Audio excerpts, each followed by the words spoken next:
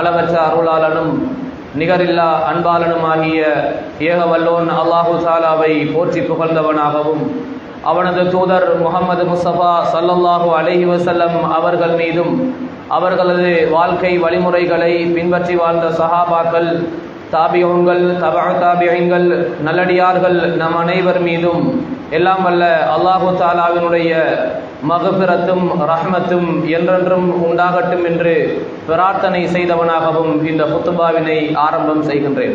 இஸ்லாமிய சகோதரர்களே, அல்லாஹ்வின் நல்லடியார்களே, இன்றைய இந்த குத்துபாவில் சோதனைகளின் பொழுது நாம் எவ்வாறு நடந்து கொள்ள வேண்டும் என்ற ஒரு சில வழிகாட்டல்களை எனக்கும் உங்களுக்குமாக ஞாபகப்படுத்துவது மிக பொருத்தமாகும். அல்லாஹு தஆலா இந்த உலகத்தை குறிப்பாக முஸ்லிம்களுக்கு சோதனை மிக்கதாகத்தான் மாற்றி இருக்கிறான் என்பதை அல்லாஹ் அல் குர்ஆனிலும் ரசூல் ஸல்லல்லாஹு அலைஹி வஸல்லம் அவர்கள் சுன்னாவிலும் எங்களுக்கு சொல்லித் தந்திருப்பதை பார்க்கிறோம். சோதனையான வாழ்வு என்பது ஒவ்வொருவருக்கும் வித்தியாசமானது.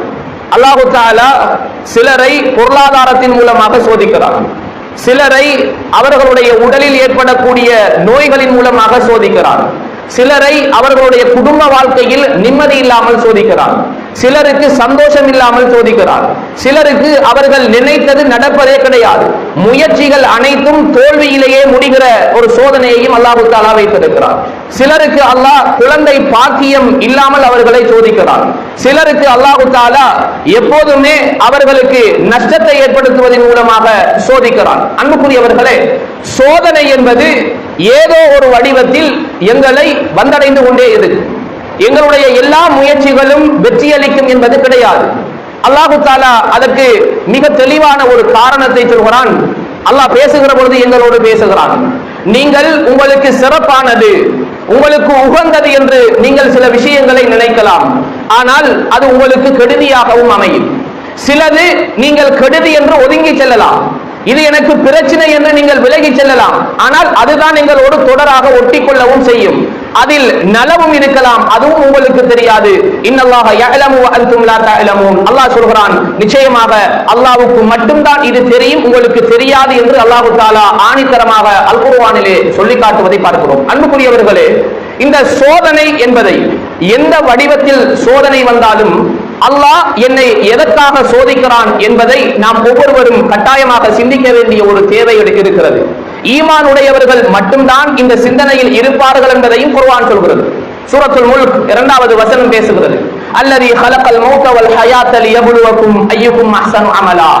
அல்லாஹ் சோதனையை மனிதனுக்கு கொடுப்பதற்கான காரணத்தை பேசுகிற பொழுது அல்லாஹ் சொல்கிறான், மனிதனுக்கு வழங்கப்பட்டிருக்கின்ற அவனது வாழ்வும் சரி, அவனது மௌத்தும் சரி, அவன் இந்த உலகத்தில் நல்லமல் செய்வதில் சிறப்பானவனாக இருக்கிறானா இல்லையா என்பதை சோதித்து பார்ப்பதற்காகத்தான் அல்லாஹு தஆலா இந்த சோதனைகளை கொடுக்கிறான் என்று அல்லாஹ் அல் குர்ஆனிலே சொல்கிறான். அன்புக்குரியவர்களே, வாழுகிற பொழுது நிறைய சோதனைகளை நாங்கள் அனுபவிப்போம். இந்த வாழ்க்கை என்பதும் அல்லாஹ் தந்திருக்கிற மிகப்பெரிய ஒரு சோதனை. உதாரணமாக, பொருளாதார கஷ்டம் வருகிறது என்று வைத்துக் கொள்வோம். தேவை இருக்கிறது நிறைய, ஆனால் பொருளாதாரம் குறைவாக இருக்கிறது. இந்த நேரத்தில் கஷ்டப்படுகிறோம். மனைவி பிள்ளைகளுக்கு கொடுப்பதற்கு பொருளாதாரம் இல்லை, செலவழிப்பதற்கு பொருளாதாரம் இல்லை, வாகனம் வேண்டும் என்று ஆசைப்படுகிறோம், வாங்குவதற்கு பொருளாதாரம் இல்லை. பொருளாதாரத்தால் கஷ்டப்படுத்தி அல்லாஹ் எங்களை சோதிக்கிறான். இந்த நேரத்தில் சோதனைகளின் பொழுதெல்லாம் அல்லாஹ் சொல்லி தருகிற மிக முக்கியமான ஆரம்ப படித்தரம் நாங்கள் பொறுமையாக இருக்க வேண்டும். பொறுமை என்பதை அல்லாஹ் பேசுகிற பொழுது ரசூல் ஸல்லல்லாஹு அலைஹி வஸல்லம் அவர்கள் பேசுகிற பொழுது சொன்னார்கள், அஸ்ஸப்ரு இந்த ஸதமத்தில் ஊலா. பொறுமை என்பது ஒருவருக்கு நிகழ்கிற நிகழ்வின் ஆரம்பத்திலேயே வந்து விட வேண்டும். ஒருவனுக்கு கஷ்டம் வந்தால் அந்த கஷ்டத்தை உடனடியாக அவன் பொறுமையோடு தான் கையாள வேண்டும் என்று அல்லாஹ் தஆலா சொல்கிறார். இப்ப பொருளாதார கஷ்டம், எங்கள்கிட்ட பொறுமை கிடையாது, இருக்கிற நகையை கொண்டு போய் அடகு வச்சுதான் காசு எடுக்கிறது. எங்களுக்கு பொறுமை கிடையாது. கடன் கொடுப்பவர்கள் எல்லாம் வட்டிக்குத்தான் கடன் கொடுக்கிறார்கள், அவர்கிட்ட போய்தான் நாங்கள் கடன் வாங்க வேண்டும் என்கிற நிர்பந்தத்தை அல்லாஹ் எங்களுக்கு ஏற்படுத்துகிறான். அன்புக்குரியவர்களே, இது அல்லாஹ் நாங்கள் அறியாத புறத்திலிருந்து எங்களுக்கு தருகிற மிக முக்கியமான சோதனை என்பதை விளங்கிக் கொள்ள வேண்டிய ஒரு தேவை இருக்கிறது. அன்புக்குரியவர்களே, சிலருக்கு அல்லாஹ் நோயை தந்து சோதிப்பான். தொடரான நோய், எவ்வளவு சிகிச்சை செய்தாலும் அந்த நோயிலிருந்து விடுபட முடியாத அளவுக்கு அல்லாஹ் தஆலா சோதனையை ஏற்படுத்துகிறான். இந்த நேரத்தில் அல்லாஹ் என்னிடத்திலிருந்து எதிர்பார்க்கிற எதிர்பார்ப்பு அன்புக்குரியவர்களே, நான் இந்த சோதனைகளின் பொழுது பொறுமையாளனாக இருக்க வேண்டும், இந்த கஷ்டத்தை அல்லாஹ்வுக்காக நான் சகித்துக் கொள்ள வேண்டும் என்பதுதான் அல்லாஹ் எதிர்பார்க்கிற எதிர்பார்ப்பு. ரசூல் ஸல்லல்லாஹு அலைஹி வஸல்லம் அவர்கள் சபையில இருக்கிற பொழுது சஹாபாக்களை பார்த்து சொன்னார்கள், சுவர்க்கத்து பெண்மணியை உங்களுக்கு நான் அடையாளப்படுத்தட்டுமா என்று கேட்டார்கள். சொல்லித்தாருங்கள் யா ரசூலல்லாஹ். சொன்னார்கள், ஒரு கருத்த பெண்மணி இருந்தால், இந்த பெண்மணி அவருக்கு வருகிற வலிப்பு நோயினால் அவதிப்படுகிறார், கஷ்டப்படுகிறார். அவர் அவதிப்பட்டு ஆங்காங்கே அவர் உலாவி திரிகிற அல்லது உலர்த்துகிற நேரத்தில் அவருடைய ஆடைகள் எல்லாம் அகலக்கூடிய கஷ்டமான ஒரு சூழல் இருந்தது. அவர் ரசூல் ஸல்லல்லாஹு அலைஹி வஸல்லம் அவர்களிடத்திலே சொன்னார், யா ரசூலல்லாஹ், நான் வலிப்பு நோயால் கஷ்டப்படுகிறேன், எனக்காக அல்லாஹ்விடம் துஆ செய்யுங்கள் தூதரே என்று கேட்டார். நபிகளார் ஸல்லல்லாஹு அலைஹி வஸல்லம் அவர்கள் சொன்னார்கள், பெண்மணியே, நீ பொறுமையாக இருந்தால் உனக்கு சொர்க்கம் இருக்கிறது. அல்லாஹ் சோதிக்கிறான், நோயை தந்திருக்கிறான், அல்லாஹ் சோதிக்கிறான் உன்னை. இந்த சோதனையில் நீ பொறுமையாக இருப்பீராக இருந்தால் உனக்கு சுவர்க்கம் இருக்கிறது என்று ரசூல் ஸல்லல்லாஹு அலைஹி வஸல்லம் அவர்கள் சொன்னார்கள். அந்த பெண்மணி சொன்னார், யா ரசூலல்லாஹ், இந்த வலிப்பு நோயாகவே இருக்கட்டும், அதுக்கு துஆ செய்து விடாதீர்கள். எனக்கு வலிப்பு வருகிற பொழுது என்னுடைய ஆடை அகலுகிறது, என்னுடைய மானத்தை அடுத்தவர்கள் பார்த்து விடுவார்கள், இதற்கு துஆ செய்யுங்கள் என்று சொன்னார்கள். ரசூல் ஸல்லல்லாஹு அலைஹி வஸல்லம் அவர்கள் அதற்காக துஆ செய்தார்கள் என்கிற செய்தியை புகாரி முஸ்லிம் நாங்கள் பார்க்கிறோம். அன்புக்குரியவர்களே, இப்படியும் அல்லாஹ் சோதிப்பான். தீராத நோய், கஷ்டம், இந்த சூழ்நிலையை அல்லாஹ் தஆலா சோதிப்பான். இந்த நேரத்தில் எங்களுடைய வார்த்தை, எங்களுடைய எண்ணம், எங்களுடைய செயல் அனைத்தும் அல்லாஹ் பொருந்திக் கொள்ளக்கூடியதாக இருக்க வேண்டும் என்பதை தான் அல்லாஹ் எங்களிடத்திலிருந்து எதிர்பார்க்கிறான். உமர் இப்னு அல்-கத்தாப் ரலியல்லாஹு அன்ஹு அவருடைய மகன் மரணிக்கிறார். அழுகிறார்கள், கவலைப்படுகிறார்கள். அந்த நேரத்திலும் சொன்னார்கள் உமர் இப்னு அல்-கத்தாப் ரலியல்லாஹு அன்ஹு அவர்கள், நான் அழுகிறேன், என்னுடைய பிள்ளையை அல்லாஹ் தஆலா எடுத்துக் கொண்டான், ஆனால் நான் ஈமானில் உறுதியாக இருக்கிறேன். என்னுடைய வார்த்தை அல்லாஹ்வை தூசிக்கிற அளவுக்கு, அல்லாஹ்வுடைய சோதனையை விரக்தியாக நான் பேசுகிற அளவுக்கு நிச்சயமாக அல்லாஹ் என்னை மாற்றிவிடவில்லை என்று அந்த நேரத்தில் கூட உமர் இப்னு அல்-கத்தாப் ரலியல்லாஹு அன்ஹு அவர்கள் உறுதியாக இருந்தார்கள் என்கிற வரலாறுகளை எல்லாம் நாங்கள் பார்க்கிறோம். அன்புக்குரியவர்களே, அல்லாஹ் இந்த வாழ்க்கையை சோதித்து பார்ப்பதற்கான காரணம், நான் அமல் செய்கிறேன், ஆனால் அல்லாஹ் சோதித்துக் கொண்டே இருக்கிறான். அல்லாஹ்வுக்கு பொருத்தமாக வாழ்ந்து கொண்டே இருக்கிறேன், ஆனால் அல்லாஹ் சோதித்துக் கொண்டே இருக்கிறான். நான் செய்யாத அமல் கிடையாது, நான் கேட்காத துஆ கிடையாது, நான் கொடுக்காத தர்மம் கிடையாது. இப்படிப்பட்ட சூழ்நிலையிலும் அல்லாஹ் சோதிக்கிறான் என்று சொன்னால் அன்புக்குரியவர்களே, ஒரே ஒரு ஹதீஸை ஆழமாக மனதில் இருத்திக் கொள்ளுங்கள். இதா அஹப்பல்லாஹு அப்தன் இப்தலாஹு கதீரா. ஒரு அடியானை அல்லாஹ் நேசித்து விட்டால் அவனை அல்லாஹ் அதிகமாக சோதிப்பான் என்று சொன்னார்கள் ரசூல் ஸல்லல்லாஹு அலைஹி வஸல்லம் அவர்கள். இந்த ஹதீஸுக்கு வியாக்கியானம் சொல்கிற முஹத்திஸ்கள் எப்படி சொல்கிறார்கள் தெரியுமா? ஒரு அடியானை அல்லாஹ் சோதிக்கிறான், ஒரு அடியானை அல்லாஹ் சோதிக்கவே இல்லை என்றிருந்தால் அந்த அடியான் நின்று நிதானித்து யோசித்து பார்க்க வேண்டும் என்று சொல்கிறார்கள்.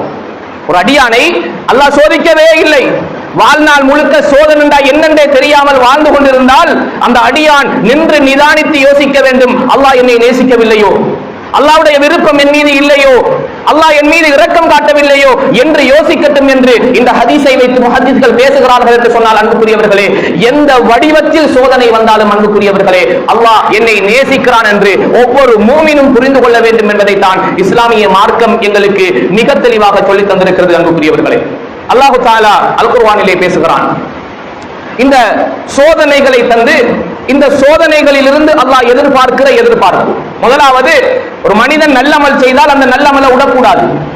மனசு அங்கலாய்த்து அல்லாஹ் என்னைத்தானே சோதிக்கிறான் என்கிற இந்த எண்ணம் அவனுக்கு வரக்கூடாது. அல்லாஹ் என்னை சோதிப்பான், அல்லாஹ் என்னை நேசிக்கிறான், சோதனை கூடிக்கொண்டே இருக்கிறது, அல்லாஹ்வுடைய நேசம் என் மீது கூடிக்கொண்டே இருக்கிறது என்பதை ஒரு அடியான் விளங்க வேண்டும் என்பதை அல்லாஹ் தஆலா எதிர்பார்க்கிறான். அல்லாஹ் சொல்கிறான், வனப்லூக்கும் ஹத்தா நஅலமல் முஜாஹிதீன மின்கும் வஸ்ஸாபிரீன். நாங்கள் உங்களை சோதிக்கிறோம், எதற்காக தெரியுமா? எங்களுடைய பாதையில் முயற்சி செய்பவர்கள் யார், பொறுமையாளர்கள் யார் என்பதை அடையாளம் காண்பதற்காக நாங்கள் உங்களை சோதித்துக் கொண்டே இருப்போம் என்று அல்லாஹ் தஆலா அல் குர்ஆனிலே சொல்கிறான். அன்புக்குரியவர்களே, எவ்வளவு பெரிய சோதனைகள் வந்தாலும் நாங்கள் தாங்கிக் கொள்ளக்கூடிய ஒரு சக்தியை தான் அல்லாஹ் தஆலா தந்திருக்கிறான். கற்பனைக்கல்ல, உண்மையான யதார்த்தமான நிதர்சனமான உலகத்தில் நடந்து முடிந்த வரலாறுகளை அல்லாஹ் அல் குர்ஆனிலும் சுன்னாவிலும் எங்களுக்கு சொல்லி தந்திருக்கிறான். அன்புக்குரியவர்களே, நபி அய்யூப் அலைஹிஸ்ஸலாம் அவர்கள் பட்ட கஷ்டத்தை போன்ற ஒரு கஷ்டத்தை எங்களுடைய வாழ்நாளில் நாங்கள் பட்டிருக்க மாட்டோம்.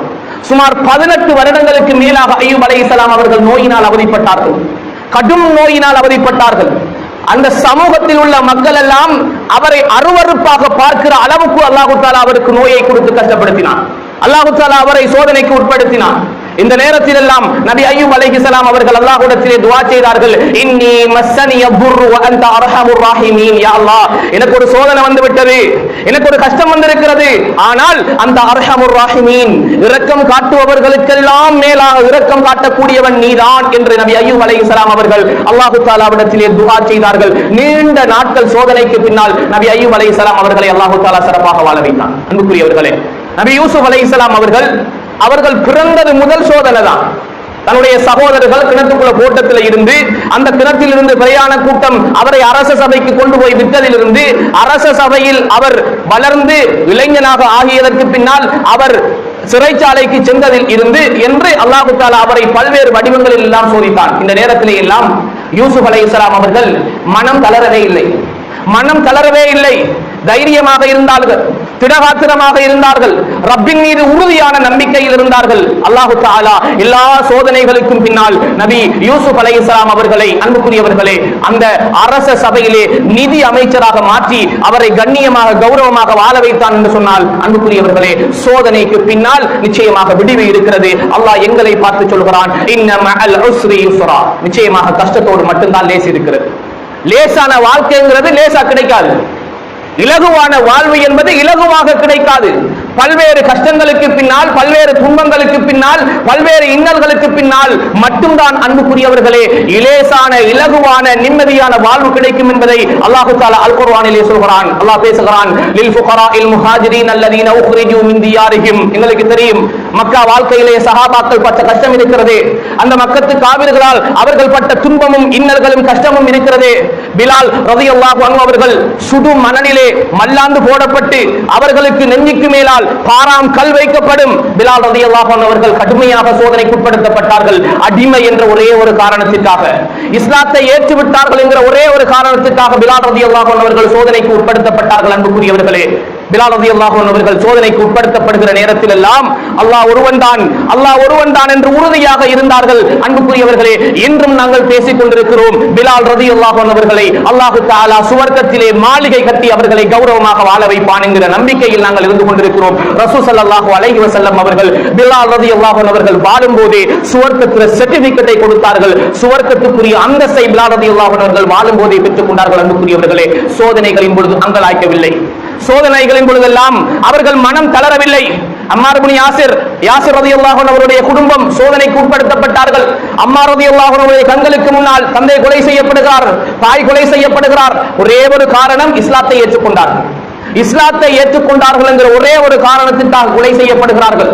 படுமோசமாக கொலை செய்யப்படுகிறார்கள். அன்புக்குரியவர்களே, காவிர்கள் கேட்டுக்கொண்ட ஒரே ஒரு விஷயம், நீங்கள் இஸ்லாத்தை விட்டு தூரமாக வேண்டும், இஸ்லாத்தை விட வேண்டும் என்பது மட்டும்தான் அவர்கள் கேட்டுக்கொண்டது. ஆனால் அவர்கள் மிக உறுதியாக இருந்தார்கள். அன்புக்குரியவர்களே, இத்தகைய சோதனையை அல்லாஹ் எங்களுக்கு தரவில்லை. இப்படிப்பட்ட சோதனையை அல்லாஹ் தஆலா எங்களுக்கு தரவில்லை. எந்த ஒரு காவிரும் எங்களுடைய கழுத்தில் கத்தியை வைத்து நீ இஸ்லாத்தை விட வேண்டும் என்ற சோதனையை இந்த இலங்கை திருநாட்டில் எந்த ஒரு முஸ்லிமும் இதுவரைக்கும் எந்த ஒரு சோதனைக்கும் இப்படியான சோதனைக்கு உட்படுத்தப்படவில்லை என்பதை நானும் நீங்கள் உறுதியாக ஏற்றுக்கொண்டுதான் இருக்கிறோம். அன்புக்குரியவர்களே, அல்லாஹ் பல வழிகளில் சோதிப்பான். இந்த சோதனைகளின் பொழுதெல்லாம் அல்லாஹ் எதிர்பார்க்கிற எதிர்பார்ப்பு, அன்புக்குரியவர்களே, இன்னும் அல்லாஹ்வை நெருங்க வேண்டும், இன்னும் அல்லாஹ்வை நெருங்க வேண்டும். ஒரு அறிஞர் பேசுகிறார், ஒருவருக்கு கஷ்டம் வருகிறது, ஒருவருக்கு பொருளாதாரத்தில் கஷ்டம் வருகிறது என்று சொன்னால் அவர் அடுத்தவருக்கு கொடுக்க வேண்டும். அல்லாஹ் தர்மத்தை ஊக்குவிக்கிறார். இந்த தர்மத்தினுடைய வசனங்களை, தர்மத்தினுடைய ஹதீசுகளை வைத்து பேசுகிறார். அடுத்தவருக்கு அவர் கொடுக்க வேண்டும், அல்லாஹ் இந்த கஷ்டத்தை அவருக்கு நீக்குவான். அல்லாஹ் கஷ்டத்தை அதிகமாக கொடுக்கிறானா, அவர் அடுத்தவருக்கு அதிகமாக வழங்குவதற்கு முயற்சி செய்ய வேண்டும் என்று ஒரு அறிஞர் பேசுகிறார். அன்புக்குரியவர்களே, சாதாரணமான விஷயம் கிடையாது. நானே கஷ்டத்தில் இருக்கிறேன், என்ன அடுத்தவனுக்கு கொடுக்க வேண்டாம், எப்படி கொடுப்பது என்பதுதான் மனிதனுடைய யதார்த்தமான சிந்தனை. ஆனால் அல்லாஹ்வுடைய பின்புலம் பேசுகிறது. அன்புக்குரியவர்களே, நாங்கள் அடுத்தவர்களுக்கு கொடுக்கத்தான் அல்லாஹ் தஆலா எங்களுக்கும் தந்து கொண்டே இருப்பான். எங்களுக்கு கஷ்டம் வருகிறதா, நிச்சயமாக அல்லாஹ் தஆலா தந்து கொண்டே இருப்பான். ரசூல் ஸல்லல்லாஹு அலைஹி வஸல்லம் அவர்கள் மிக தெளிவாக சொன்னார்கள், தாஉ அலா மர்தாக்கும் பிஸ்ஸதகா. உங்களுடைய நோய்களுக்காக உங்களுக்கு அல்லாஹ் நோய் தந்திருக்கிறானே, இந்த நோய்க்கு நிவாரணம் தேடுவது தர்மம் செய்து தேடுங்கள் என்றார்கள் ரசூல் ஸல்லல்லாஹு அலைஹி வஸல்லம் அவர்கள். அடுத்தவருக்கு கொடுப்பதினூடாக நிவாரணம் தேடுங்கள் என்றார்கள் ரசூல் ஸல்லல்லாஹு அலைஹி வஸல்லம் அவர்கள். அன்புக்குரியவர்களே, கஷ்டம், துன்பம், இன்னல், சிக்கல், பிரச்சனை என்று வருகிற பொழுது நிச்சயமாக நாங்கள் மனம் தளர்ந்து விடக்கூடாது என்பதை இஸ்லாமிய மார்க்கம் எங்களுக்கு மிக தெளிவாக சொல்லி தந்திருக்கிறது. அதை எதிர்பார்க்கிறது. நாங்கள் பொறுமையாளர்களாக இருக்கிறோமா இல்லையா, இஸ்லாத்திலே உறுதியாக இருக்கிறோமா இல்லையா, இபாதத்துடைய விஷயத்திலே நாங்கள் உறுதியாக இருக்கிறோமா இல்லையா என்பதை அல்லாஹ் தஆலா எங்களுக்கு சோதித்து பார்க்கிறான் என்பதை தான் இஸ்லாம் எங்களுக்கு மிக தெளிவாக சொல்லி தந்திருக்கிறது. அன்புக்குரியவர்களே, இந்த சோதனைகளின் பொழுதெல்லாம் அல்லாஹ் பொறுமையை கடைபிடிக்குமாறு எங்களுக்கு ஏவுகிறார். எல்லோருக்கும் தெரிந்த ஒரு வசனம் அல்லாஹ் பேசுகிறான், வல நபுலுவன்னக்கும் பிஷையும் மினல் ஹௌஃபி வல் ஜூஇ, பயத்தால் உங்களை சோதிப்போம், பசியால் உங்களை சோதிப்போம், வனகஸிம் மினல் அம்வாலி வல் அன்ஃபுஸி, உங்களுடைய பொருளாதாரத்தில் இழப்புகளை ஏற்படுத்தி சோதிப்போம், உங்களுக்கு குடும்பங்களில் உங்களுக்கு மிக நெருக்கமானவர்களுடைய உயிர்களை இழக்கச் செய்வதனூடாக உங்களை நாங்கள் சோதிப்போம், வஸ்ஸமராத்தி, உங்களுடைய விளைச்சல் நிலங்களில் குறைவை ஏற்படுத்தி நாங்கள் உங்களுக்கு சோதிப்போம். எத்தகைய சோதனைகள் வந்தாலும் அன்புக்குரியவர்களே, இந்த சோதனை பொழுதெல்லாம் அல்லாஹ் எங்களை பார்த்து சொல்கிறான், வபஷிரி சாபிரீன், நபியே நீங்கள் பொறுமையாளர்களுக்கு நன்மாராயம் சொல்லுங்கள் என்பதுதான் அல்லாஹ் எங்களுக்கு சொல்லி தருகிற மிக முக்கியமான வார்த்தை.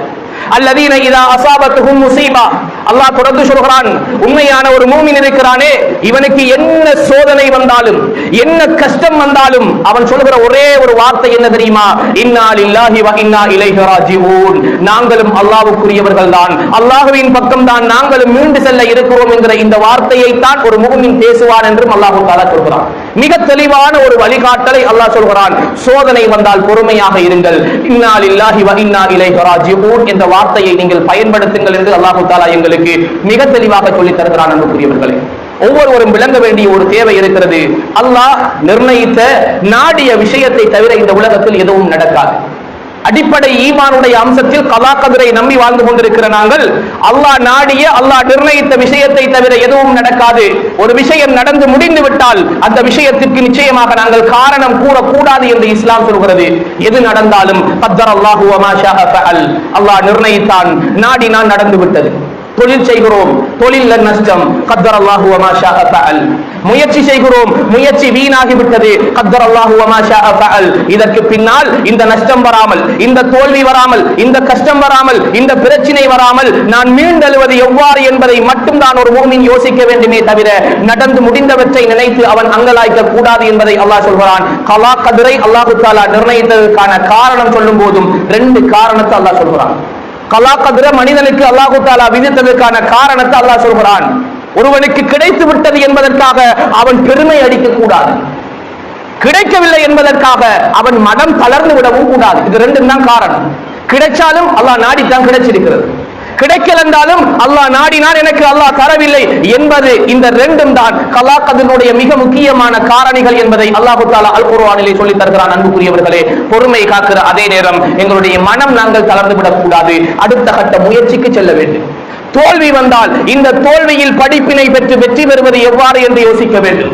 நஷ்டம் வந்தால் இந்த நஷ்டத்திலிருந்து நான் மீண்டு திரும்பவும் நான் லாபத்தை பெறுவது எவ்வாறு என்பதை நான் யோசிக்க வேண்டுமே தவிர இதற்கு மாற்று வழியாக ஹராத்தின் பக்கம் செல்வதோ, இபாதத்துக்களை விட்டு விடுவதோ, மோசமான காரியங்களில் ஈடுபடுவதோ, ஷைத்தானியத்தான செயல்களில் ஈடுபடுவதோ, அல்லாஹ்வை கோபப்படுத்துவதோ, அங்கலாய்ப்பில் நாங்கள் திரிவதோ, நாங்கள் மனம் துவண்டு போய் கஷ்டப்பட்டு அடுத்த கட்ட முயற்சிகள் இல்லாமல் இருப்பதோ கிடையாது. அன்புக்குரியவர்களே, நிச்சயமாக அல்லாஹ் தஆலா கஷ்டத்துடன் லேசை வைத்திருக்கிறான் என்கின்ற இந்த ஆணித்தரமான நம்பிக்கையோடு ஒவ்வொரு சோதனைகளையும் எதிர்கொள்ளக்கூடிய தைரியத்தை நாங்கள் வரவழைத்துக் கொள்ள வேண்டும் என்பதை இஸ்லாமிய மார்க்கம் எதிர்பார்க்கிறது. அன்புக்குரியவர்களே, யாருக்கு எப்படிப்பட்ட சோதனைகளை அல்லாஹ் தந்தாலும் அந்த சோதனைகளிலிருந்து மீண்டெழுவதற்கான தைரியத்தையும் மீண்டெழுவதற்கான முயற்சியையும் ஒவ்வொருவரும் கைக்கொள்வதற்கு முயற்சிப்போம். எல்லாம் வல்ல அல்லாஹ் தஆலா அதற்கு அருள் செய்வானாக.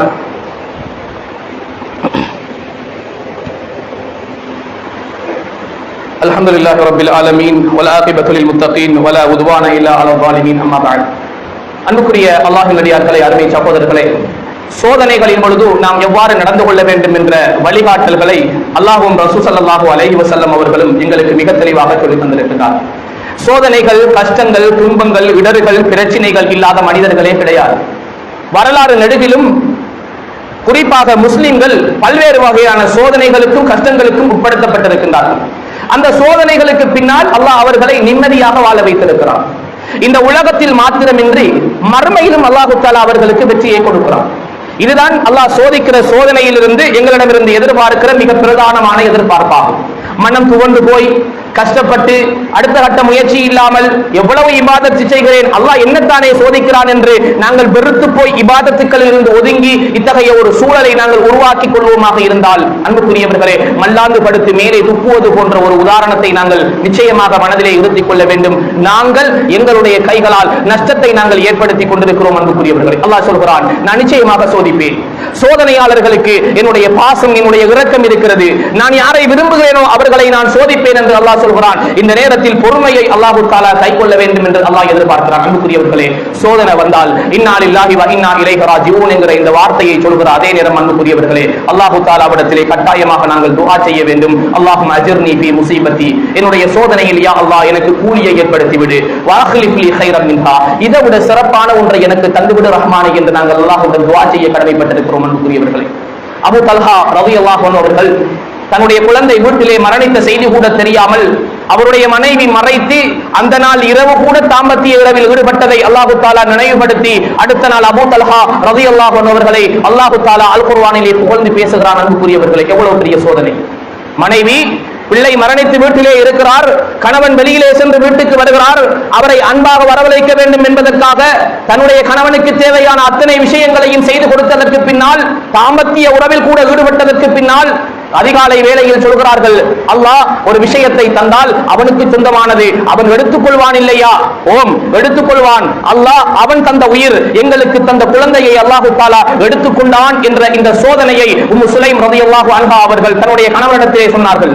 எவ்வளவு பெரிய வேதனை, எவ்வளவு பெரிய கஷ்டம்! அன்புக்குரியவர்களே, இந்த நிலையில் நாம் இருந்து ஒவ்வொருவரும் யோசித்து பார்க்க கடமைப்பட்டிருக்கிறோம்.